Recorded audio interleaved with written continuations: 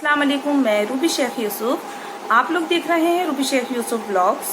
आज मैं फिर से हाजिर हूँ आप सबके सामने एक नए नोट्स के साथ। आज हमारे नोट्स का मौजू है साइंटिफिक तनकीद पर मुख्तसर नोट। ठीक है, आज हम जानेंगे साइंटिफिक तनकीद किसको कहते हैं।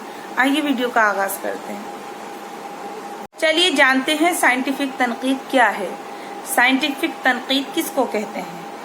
साइंटिफिक तनकीद वो तनकीद है जिसके बारे में बकौल डॉक्टर इबारत बरेलवी कहते हैं। साइंटिफिक तनकीद वो तनकीद है जो अदबी तहकीक और उसके तख्लीकी फनकार से मुतालिक तमाम पहलुओं पर बहस करने और उस जमाने के समाजी हालात और ख्यालात की रोशनी में उनकी अहमियत का पता लगाने से ताल्लुक रखती है। ठीक है, क्या बताया है। साइंटिफिक तनकीद वो तनकीद है जिसके बारे में बकौल डॉक्टर इबारत बरेलवी कहते हैं। साइंटिफिक तनकीद वो तनकीद है जो अदबी तहकीक और उसके तख्लीकी फनकार से मुतालिक तमाम पहलुओं पर बहस करने और उस जमाने के समाजी हालात और ख्यालात की रोशनी में उनकी अहमियत का पता लगाने से ताल्लुक रखती है। ठीक है, साइंटिफिक तनकीद का इल्म बरदार टैन को माना गया है। साइंटिफिक तनकीद का इल्म बरदार किसको माना गया है। टैन को माना गया है।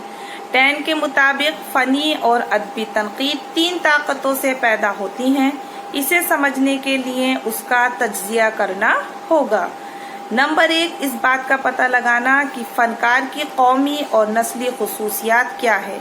नंबर 2, जिस माहौल में फनकार ने तरबियत हासिल की और परवरिश पाई उसका मुताला करना। नंबर 3, फनकार की उसके जमाने के समाजी और माशी व तहजीबी ख्यालात जिनके पेश नजर उसकी तश्कील हुई उसका पता करना। इन सब बातों के जरिए ही किसी तहकीकी को फनकार समझा जा सकता है। 19वीं सदी के शुरू में हर्डर और हेगल ने भी यही ख्यालात जाहिर किए थे। उनके जरिए से सिर्फ अदबी और फनी और जिंदगी के इक़्तिदार का पता लगाया जाना जरूरी था। आगे चलकर साइंटिफिक तनकीद के नजरियात और ख्यालात में तब्दीली आने लगी, जिसमें तारीखी तनकीद, नफ्सियाती तनकीद और समानी तनकीद का काम माहौल के असरात के तज्जिए की जगह फनकार के जज्बात ज्यादा अहमियत रखते थे। साइंटिफिक तनकीद दरअसल साइंसी तनकीद है। साइंस किसी शे की हकीकत को समझने, देखने और उस पर गौर करने के बाद जो नताइज आखज करती है, या साइंस किसी चीज के तज्जिए के वक्त उसके हर पहलू को सामने रखना। इसी तरह साइंटिफिक तनकीद भी अदब के मुताले के वक्त उसके हर पहलू को मद्देनजर रखती है, इसीलिए इसे साइंटिफिक तनकीद कहा जाता है। समझे क्या कहा है। साइंटिफिक तनकीद दरअसल साइंसी तनकीद है। साइंस किसी शे की हकीकत को समझने और देखने पर गौर करने के बाद ही जो नताइज आखज करती है, या साइंस किसी चीज के तज्जिए के वक्त उसके हर पहलू को सामने रखता है। इसी तरह साइंटिफिक तनकीद भी अदब के मुताले के वक्त उसके हर पहलू को मद्देनजर रखती है, इसीलिए इसे साइंटिफिक तनकीद कहा जाता है। समझे। साइंटिफिक तनकीद की खुसूसियात। आइए जानते हैं साइंटिफिक तनकीद की खुसूसियात क्या है। इस बात का पता लगाना कि फनकार की कौमी और नस्ली खुसूसियात और व खानदानी हालात क्या हैं। क्या है नंबर 1 खुसूसियात। इस बात का पता लगाना कि फनकार की कौमी और नस्ली खुसूसियात और खानदानी हालात क्या हैं। नंबर 2, इस बात का पता लगाना कि जिस माहौल में फनकार ने तरबियत हासिल की और परवरिश पाई उसका मुताला करना।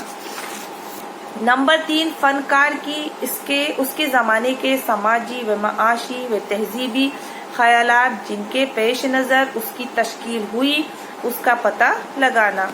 नंबर 4, इन सब बातों के जरिए ही किसी तहकीकी को फनकार समझा जा सकता है। 19वीं सदी में शुरू में हर्डर हेगल ने भी यही ख्यालात जाहिर किए थे। उनके जरिए से सिर्फ अदबी और फनी और जिंदगी की इक़्तिदार پتہ لگانا ضروری ہے۔ سائنٹیفک تنقید کی بنیاد سماجی، تاریخی، نفسیاتی، جمالیاتی، تاثراتی، مادی اور جدلیاتی حقائق پر رکھی گئی ہے۔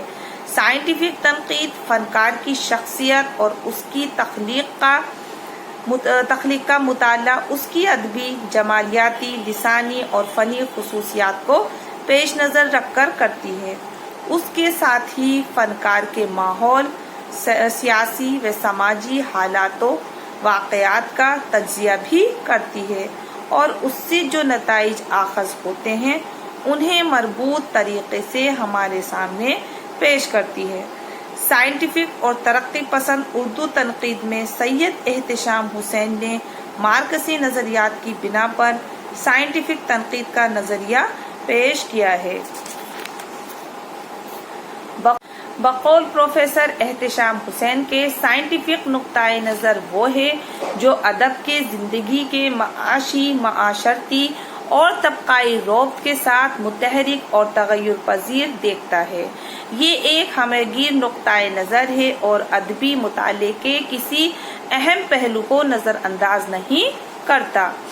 نمبر 2، بقول شارب ردولوی کے احتشام حسین نے اردو تنقید کو پہلی بار فلسفیانہ ذہن، سماجی بصیرت اور واضح انداز بیان دیا۔ ان کے اسلوب میں تازگی، طبیعت، صفائی اور تنقیدی حرارت ہے۔ ڈاکٹر عبدالعلیم بھی سائنٹیفک نقاد ہیں۔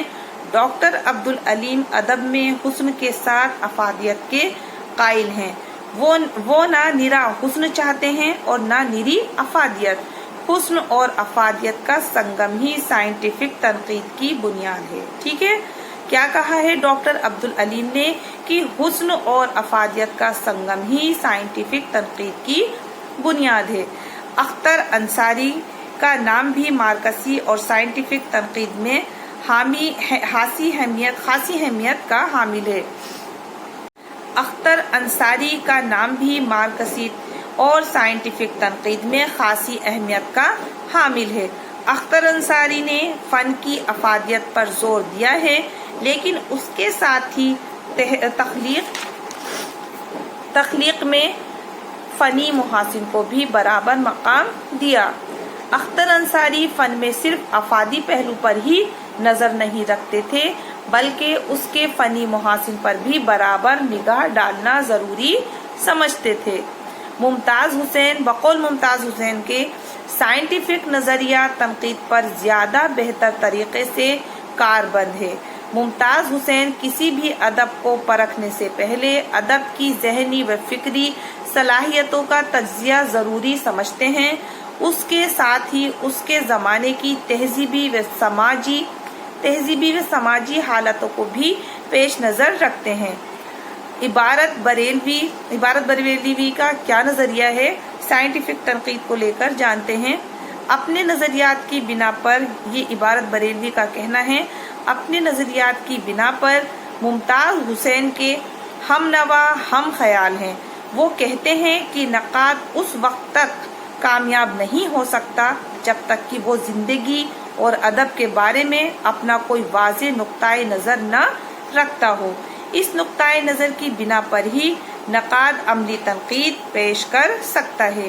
عبارت بریلوی اپنی عملی تنقید میں سائنٹیفک اصول کو بروئے کار لاتے ہیں۔ کیا کہا ہے کہ اپنے نظریات کی بنا پر ممتاز حسین کے ہم نوا ہیں۔ عبارت حسین بریلوی جو ہیں اپنے نظریات کی بنا پر ممتاز حسین کے ہم نوا ہیں، ہم خیال ہیں۔ وہ کہتے ہیں کہ نقاد اس وقت تک کامیاب نہیں ہو سکتا جب تک کہ وہ زندگی کی اور ادب کے بارے میں اپنا کوئی واضح نقطۂ نظر نہ رکھتا ہو۔ اس نقطۂ نظر کی بنا پر ہی نقاد عملی تنقید پیش کر سکتا ہے۔ عبارت بریلوی اپنی عملی تنقید میں سائنٹیفک اصول کو بروئے کار لاتے ہیں۔ آج کے نوٹس جو تھے ہمارے سائنٹیفک تنقید کے متعلق تھے۔ آج کیا جانا ہم نے سائنٹیفک تنقید کے بارے میں جانا۔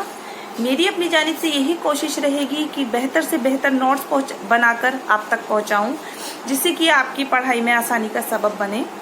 اور میں آپ سے معذرت چاہوں گی، اصل میں کہیں آئی ہوئی ہوں، تو ہو سکتا ہے آپ کو میری وائس کلیئر نہ پہنچ رہی ہو، تھوڑا ادھر ادھر سے ڈسٹربینس آ رہی ہو، اس کے لیے معذرت طلب کروں گی۔